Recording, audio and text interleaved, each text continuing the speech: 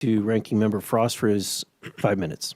Thank you so much, Mr. Chairman. There's so much to unpack here in 5 minutes on how to solve the housing crisis, but there's two things I want to focus on.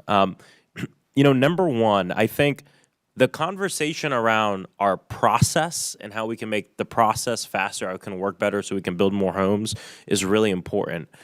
But there's always an obsession, especially with a lot of my colleagues on the other side of the aisle, to focus in on important standards that we believe are important for working families to have and Americans to have. And we were just talking about energy efficiency. As energy costs go up across this country, more and more working families want to make sure when they're putting such a big investment into a home where they're going to build equity, that things are done to make sure that it's more energy efficient. And you really think insulation is the reason why we're in a housing crisis right now? I mean, we know that this helps lower energy costs, and it's also about quality of living. I'm a drummer. I don't know if you want to live next to me and have, not some great insulation in your home.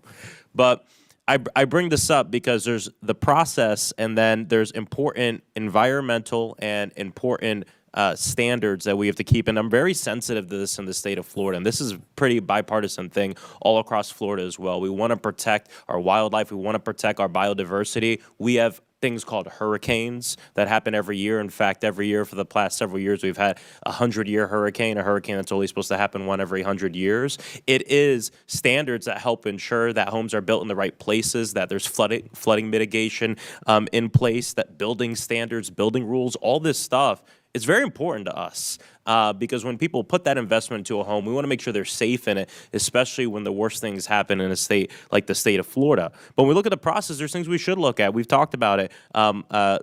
Restrictive zoning rules, getting rid of parking minimums, exclusionary zoning, height limits, duplicative review process. All this is really important. Let's look at it. But the obsession with honing in on some very important things that maybe might save a little bit at the bottom line, but when the hurricane comes, damn, you wish that standard was put into place, I think isn't the best foot to start this conversation when we're talking about bringing down housing costs.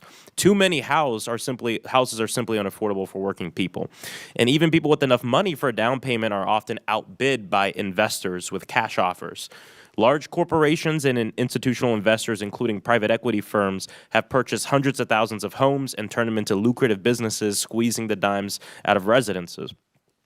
This trend accelerated during the 2008 financial crisis. Millions of homeowners defaulted on their mortgages. Investor bulk purchased foreclosed homes and converted them into rental housing. Large investors also rose after the start of COVID-19 when homeowners died or foreclosed on their home or sold during the dip in insurance rates. So whether it's 2008 or COVID-19 or the next event, we can count on people in Wall Street to exploit Americans' housing affordability crisis. Without government solutions, this is going to continue. This is especially relevant now as foreclosures are up by 20%. So, Miss Nagy? Miss Nagy, what challenges do prospective home buyers face when they have to compete with large corporations? Well, first of all, they have a lot less money. Wages have not been keeping up with the rise in the cost of housing, and that is a serious problem, the solution to which is not corporate ownership of all of our housing stock. Additionally, if you require financing, especially if you're a first-time home buyer, you're going to be dealing with an FHA mortgage, inspection requirements, maybe your down payment assistance program. That is a lot more to deal with from the seller's perspective than somebody who is here today offering you all cash, because they're able to obtain financing much quickly using different channels than regular consumers are able to. And I think the other thing to keep in mind with investor single-family home purchases is that they're buying at the bottom of the market.